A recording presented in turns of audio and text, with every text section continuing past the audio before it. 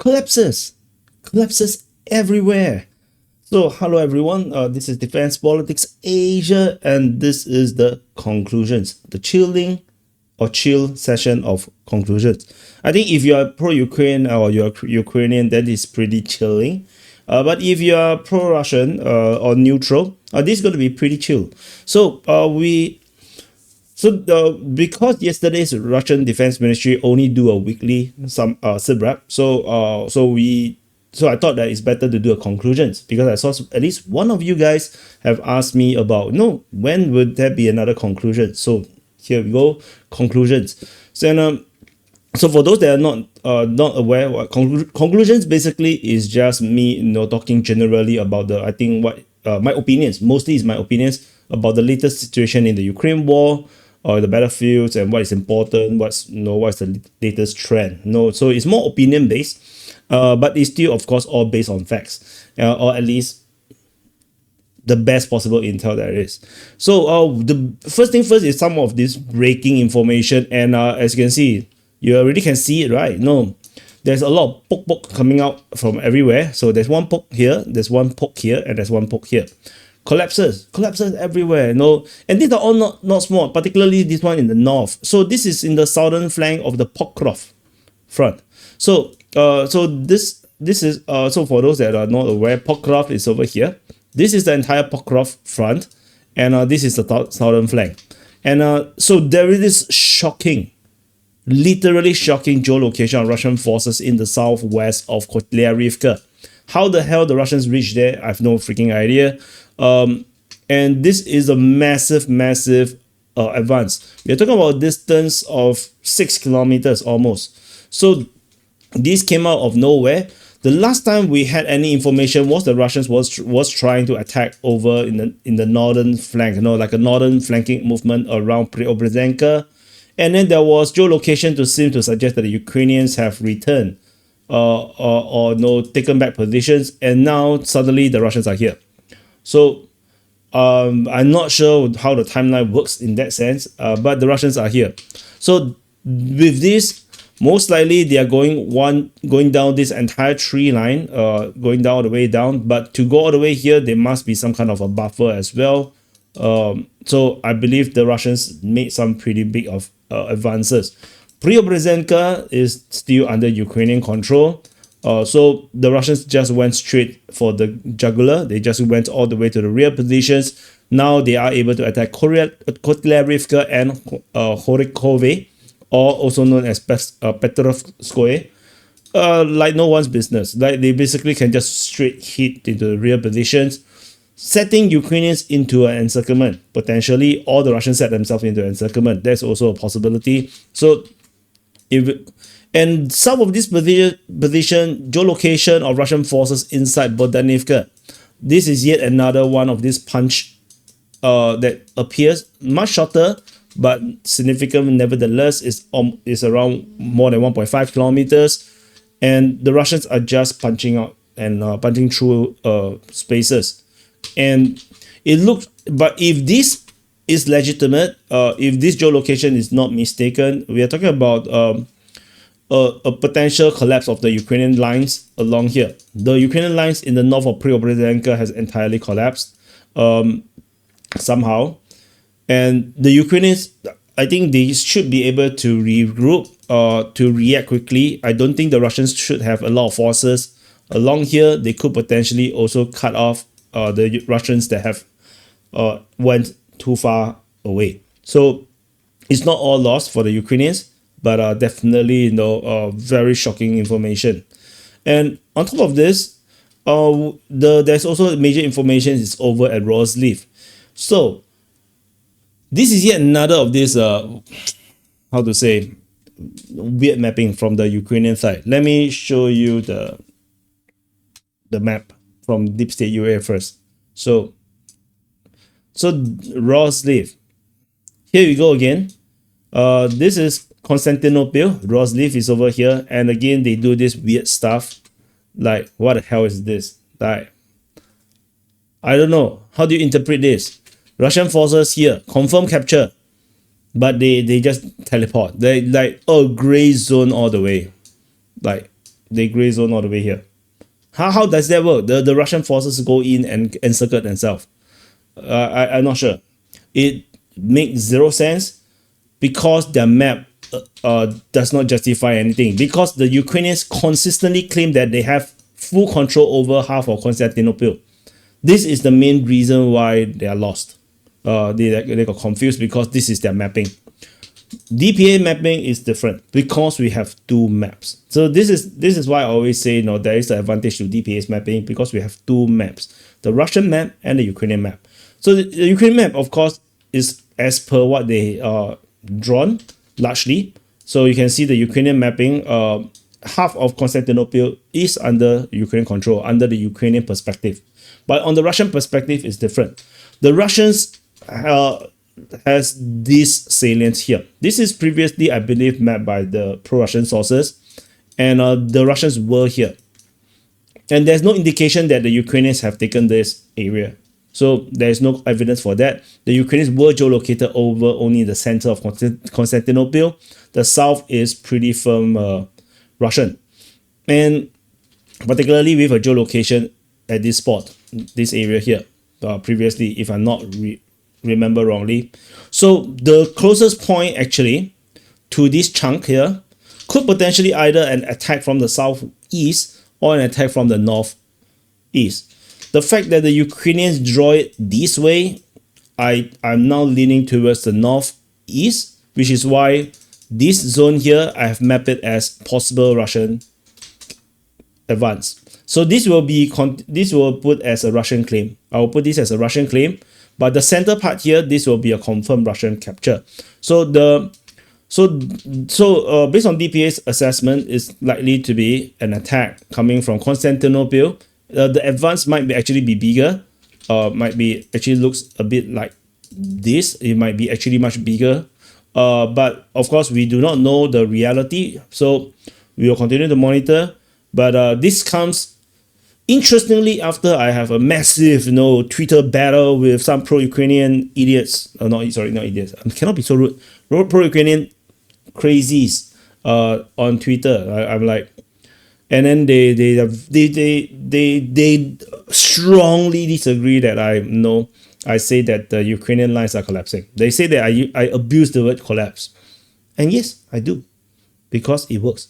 It's a good clickbait title and it's exactly what's happening. This is not a collapse. I don't know what is this. Like, it will sound way worse if I say the Ukrainians are sleeping. That is not nice, That is like demonizing Ukrainian efforts. The Ukrainians are really doing their best in this war.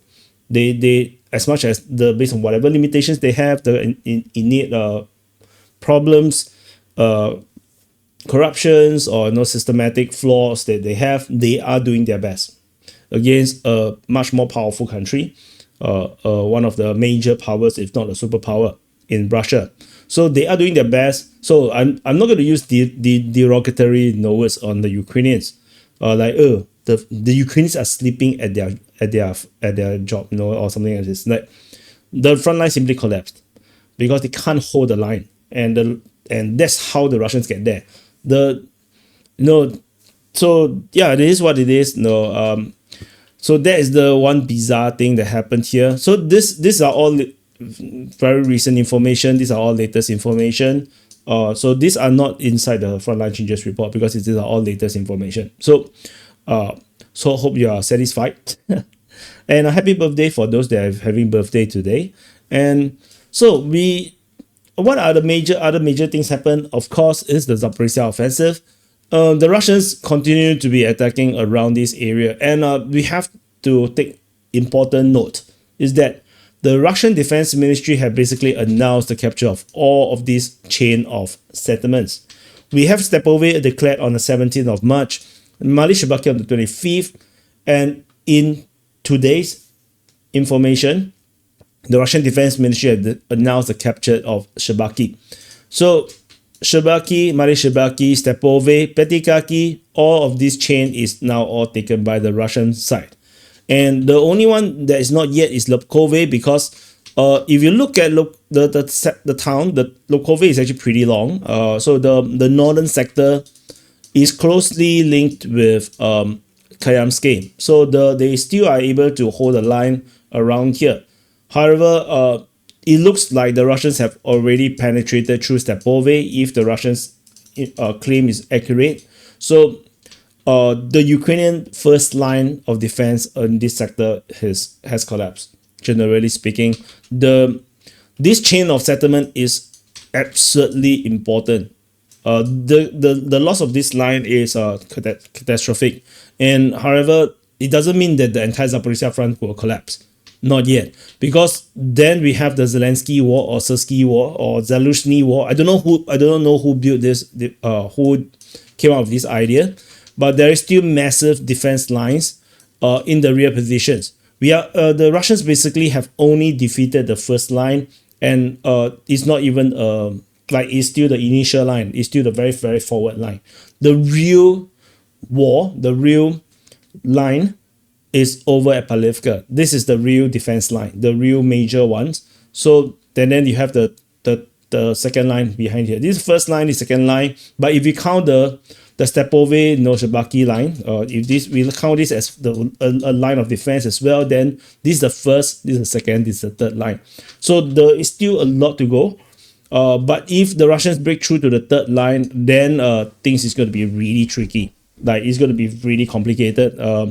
So, and you can see the fortification stretches all the way to around Zaporizhia as well. So the Ukrainians clearly not taking a chance. Just like the Russians, they have built defenses around Melitopol. Like they don't take a chance as well. Both sides are not underestimating each other. So, which is why you can see the defense in depth. So the fighting continues in this region, but it's just significant that all these three has been declared captured by the Russian side, but we still have not have the mapping to confirm this just yet. So we will continue to wait for more intel. The Russians are attacking along this line: Kayamske, Stepove, Shebaki, Novoandrievka, Nestrianka, Damashka. So this is the Zaporizhia offensive, and they like to shout Stepnohurst as well. So this is the Zappo. Zap off. Yeah, you zap off. No, you zap off. So this is the zap off. So the Zaporizhia offensive. So the very significant, like the past few days, we are seeing all this, like past week, we can see this advance, the Russians are moving. So, is the line not collapsed? How did this not collapse? This is a major collapse. If the Russians lose a major defense line like this, the Ukrainians will be celebrating. Yeah. But now happened to the Ukrainians. So what the Ukrainians do? They pretend it never happened. So so that's what happened.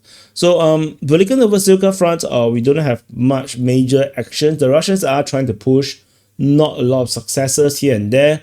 There are some minor ones, like the Russians getting deeper into Venipole, tiny advances. Clearly the Ukrainians are doing really pretty decently here. So another major frontline action of major offensive area is this over at the New York sector of the Torex front. The Russian forces have announced the capture of Pentelemonivka. So this is reported by the Russian Defense Ministry today as well. They have claimed the capture of Pentelemonivka, which is a pretty expected thing because based on our mapping, we already know that the Russians is basically have firm basically control over the village. Is a matter of time. Because there's no way the Ukrainians are going to go so near to firm lines. This is where the Russians have confirmed controlled lines. So I already mentioned that Pentelemonivka most likely is under Russian control effectively, and this is the case. So and the Russians seems to be doing this very interesting offensive in this sector. They have attacked Sukabalka. Pentelemonivka and Alexandropil is the main offensive. They are probably going to push out like in this way. And there is also fighting reported in the the Kalinove sector as well. But this sector is difficult. This is a very heavy fortified position. There's another major fortification around here, and then another major defense line, just on the west of Sukabalka. So, So this line is going to be very difficult to break. I assume. I'm not saying that it's definitely. I assume. The Russians are shelling Stara Mykolaiivka in the rear positions, which the Ukrainians probably use this as a HQ. So the Russians are making some move in this sector, which is very interesting. Strategically, this is not super important because this area here is overly fortified. It's not particularly, profitable for the Russians to really go this way, as there are probably other ways to collapse the front line. But since the Russians are doing it, we'll definitely just monitor and see how this continue to progress. So that's the region here. Like for me, I would have think that the Russians should just hit in this direction. Like, yeah, I would say that this is probably better. And then from the other side, coming from this area here. So, from Zelenopole, hitting to Zoria, and then from the Nelipivka region, hitting to Zoria, like something like this. And then you can avoid fighting for all these positions. So, but of course, I'm just looking at the map, talking nonsense out of my ass. So clearly the Russians know better. They know the real situation on the ground way better. They definitely have their reasons not to do something like this. So of course, if we must assume both sides always try to make the best decisions. As stupid as some of the decisions seem to look like, definitely they have their reasons why they are doing those things. So which is probably why they wouldn't do it. If there's an easier way out, they would have done it. So that's what I think. So Battle of Torex is a debacle at this moment. Nothing particularly special to talk about. The entire incursion from the north of Druzhba and Krimsky, and then there is this advance in the southwest of Ozyarenivka. This supposed offensive that meant to go to become something didn't seem to happen, or there is actually too strong of operational secrecy that we do not know what the hell happened. So this did not happen, which is a surprise to me given how the mapping have changed, like how far the Russians have gone north. So let's see, probably don't have anything there. What else do we have? Chasivia continued to be yet another, stinky thing. Like, forever they're stuck there. So that's why I say, there's no point to go for Chasivia, it's a waste of time. But yeah, the Russians try to do it, so So I just invalidated myself, if you notice. I say that they will make the best decisions and then they go and get themselves stuck, So that's why I say I talk out of my ass, which is still more accurate than some pro-Ukrainian guys on Twitter. So anyway, nothing much on Siver's front. And then another of the big crazy things happening is over at the Liman front. So this is Liman. This is one of the big offensive also that have developed. Like how many offensive we are talking about already, right? These are all major ones, like big ones, and this is another one. So in this region here, the Russian forces basically have reached almost basically the south of Katerinivka, and you can see this is all grayed out. This just recent, the past 24 hours, 48 hours. So the Russian forces basically have secured Nevsky, which is Baka-Zuravka.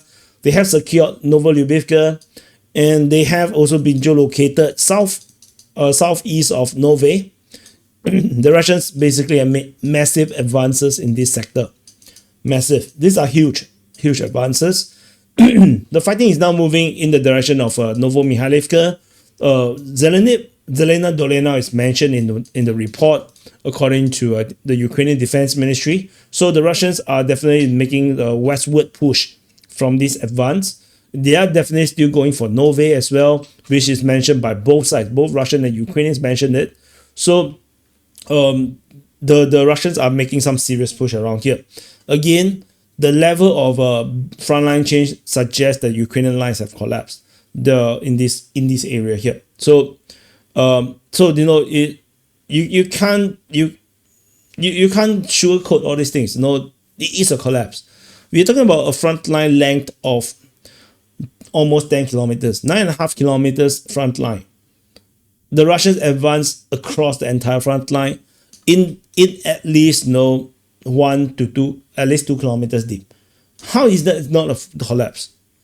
You're talking about a contested area. So no, every step there's a danger of mines, there's a danger of booby traps, there's danger of FPV drone strikes, snipers, hidden anti-tank positions, hidden armored vehicles, heavy machine gun nests, bunkers, pillboxes, foxholes. Who knows? We do not know what kind of defenses and is lying in wait from your enemies. So the fact that we have such a big frontline change in such a short time suggests that the entire defense line has collapsed. That is the meaning of collapse. A lot of people just keep asking me, why I keep using the word collapse. This is why this collapse. How do you want to expect? Oh, the Ukrainians have tactically retreated to better defensive positions. Better? Yeah, that's too slabber Ukrainian for me. So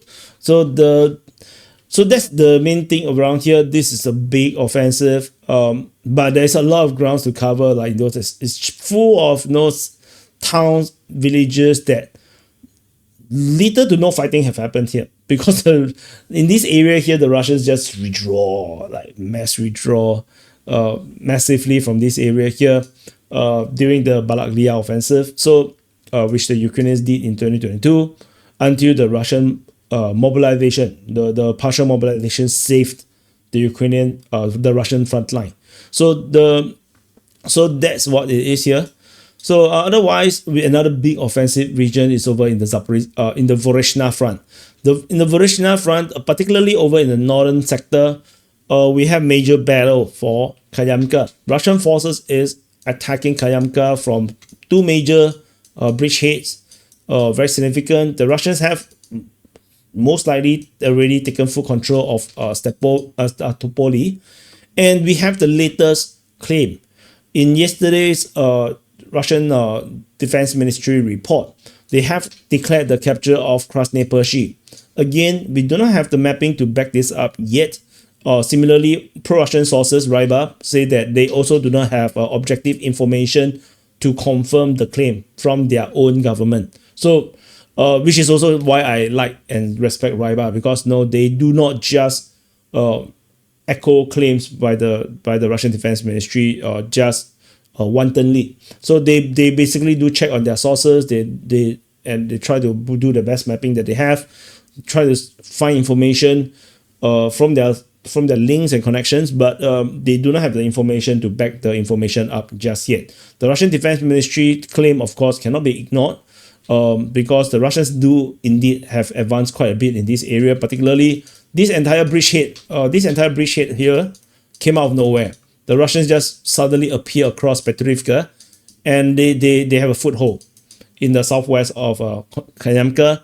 Then after that, they break through another one across the Oskil River in the east of Kayamka. And the Battle of Kayamka have begun. Most likely is coming from this other bridgehead. Potentially, the Russians could potentially pincer them.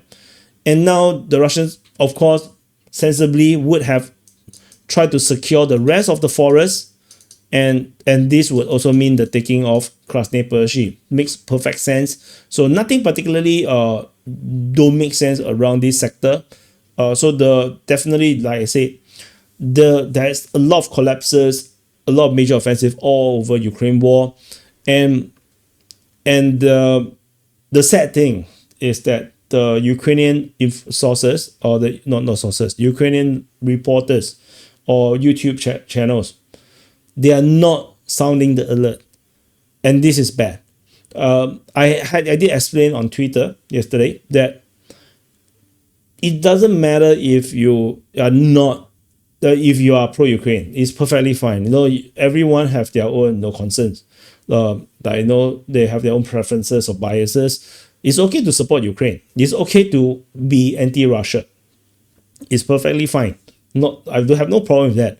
The main problem I have is the denial of reality and the sugarcoating of bad things. Bad thing is currently happening for the Ukrainian side, and it's important to inform. because without information, you do not know who is watching. Maybe some of these politicians in Europe, they are watching, and then but because you sugarcoat the entire report, the daily report, every day is good news, every day is bad news for the Russians, good news for the Ukrainians, and then they think that the war is going well. So why would they work harder to get more ammunition or more weaponry for Ukraine? Ukraine is winning, and also, if if you're European particularly, you need to build up your ammunition or your war factories. You will have no rush because Ukraine is winning. Why would you rush? This is why the reality is important. It's important for the pro-Ukrainian YouTubers or social media accounts, those with influence, the influencers. You have to report the truth. You have to follow the war. It's not even difficult. Just look at DeepStateUA's mapping. You can see the advances, even though the mapping is incomplete as compared to what we have over here at DPA.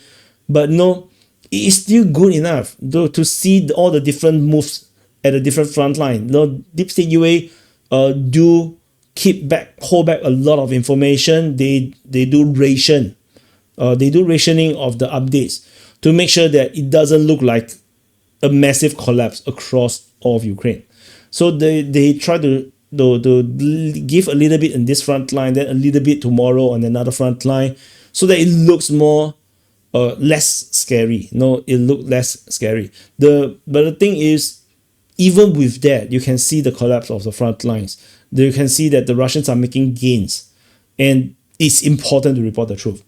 I don't watch Ukraine war content much, so I don't know what they are talking about. Usually, looking at the headlines is quite scary based on the comments that people are made, based on the arguments I have on Twitter with all these pro-Ukrainian folks. They do not know the reality.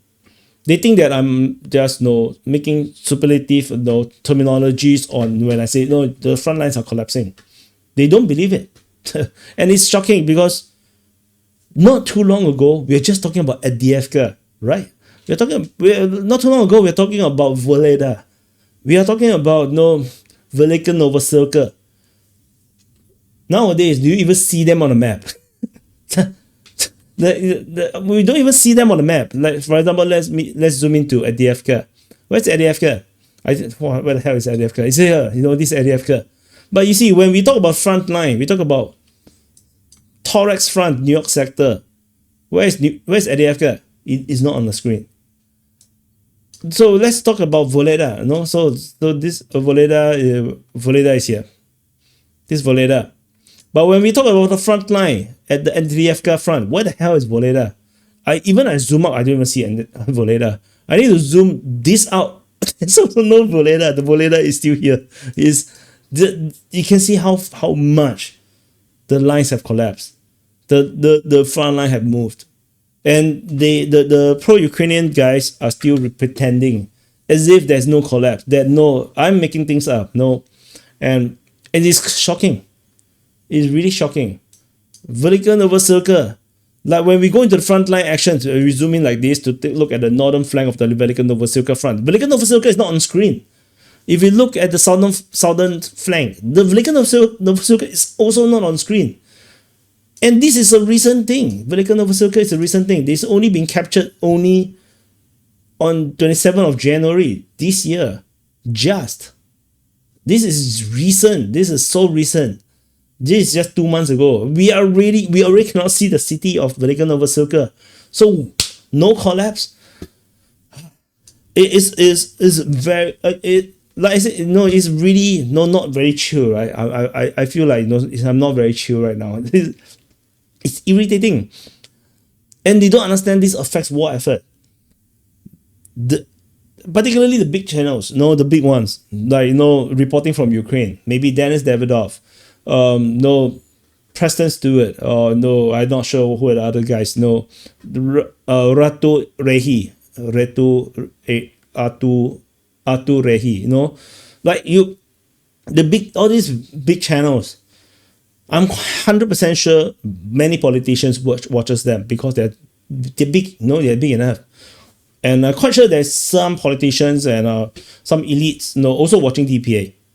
In the elite realm, in the financial world, or be it, NGOs or government. I'm quite sure they're quietly watching. Then thank you for watching. If you are here, I'm glad that you're actually more well informed than those watching the rest of the guys. The danger is that these guys, they think that they are doing Ukraine a favor by demonizing the Russians and not make Ukraine look bad. The reality is they are duping the politicians into a false sense of security.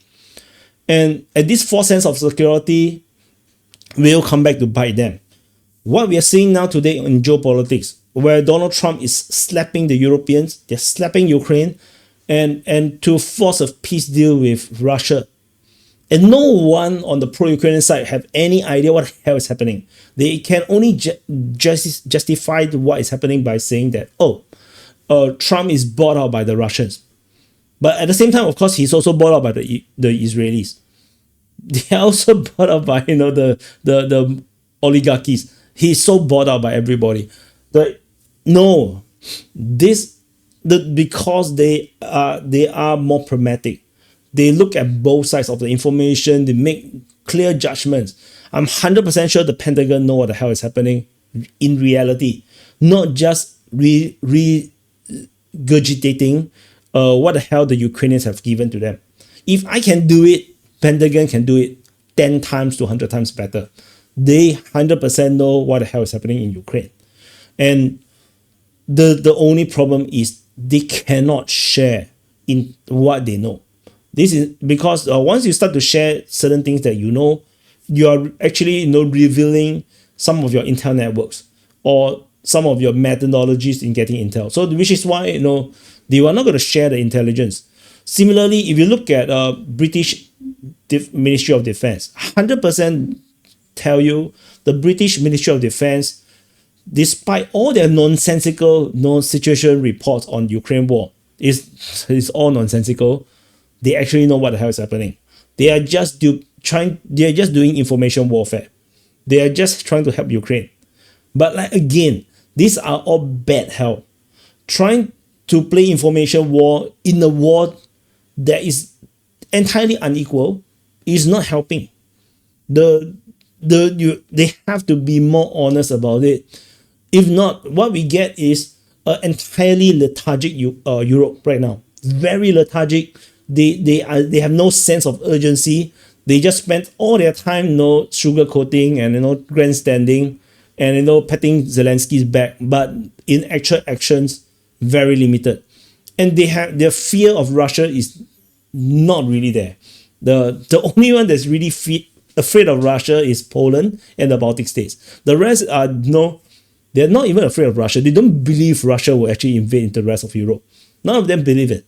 So, but the thing is, this to be so relaxed, to be so to have no sense of danger is a danger. It's a massive danger, because then the Europeans are not building up their military. Their military has been neglected since the Cold War.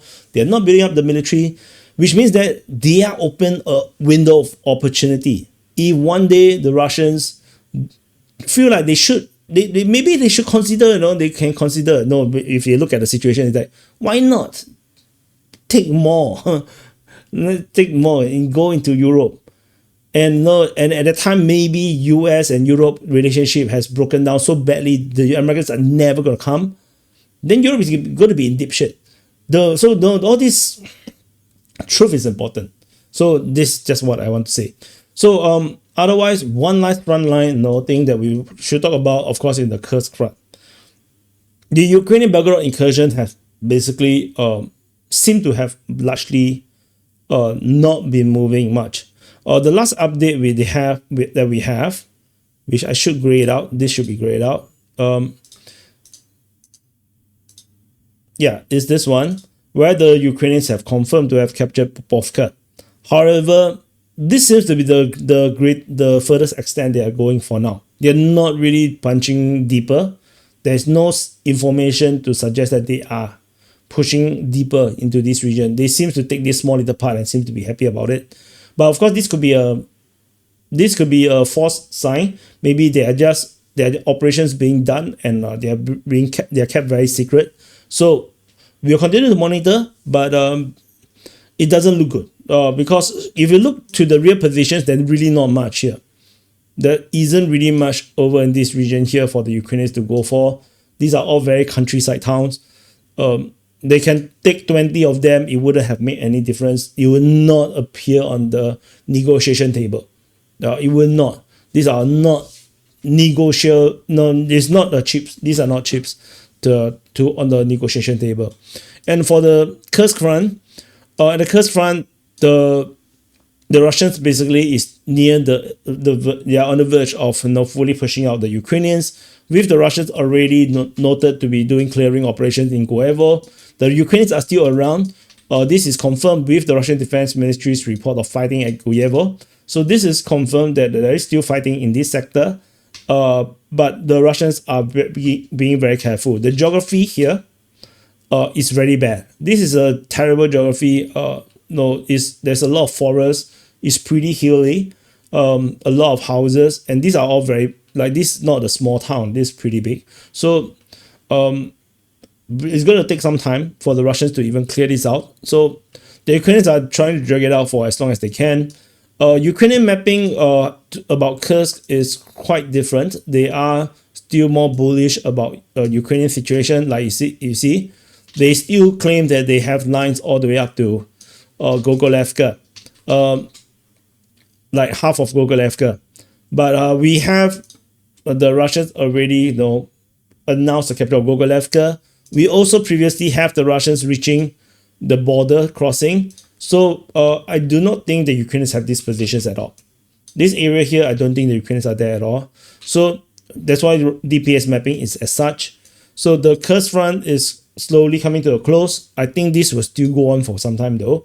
Well, because of the forests, these are not easy places to clear. So I think we will still see this maybe up to a month from now. And then for the Russians to push the Ukrainians totally out of Kursk, that probably will take a month, I think. As much as it's a little bit left, never underestimate the Ukrainians' ability to hold ground. So anyway, so this is all. Accidentally rented a lot more longer than I thought I would. Yeah, I'm very triggered, because I just don't understand why people are doing things that is sabotaging their own side, particularly the pro-Ukrainian side. So anyway, that's it. Thank you for watching. Press the like button, subscribe. For the Muslims, 2 more days to go for fasting. So hang on there. You're getting there. And also happy birthday to those having birthday today. And have a great weekend. I'll see you guys in the next update.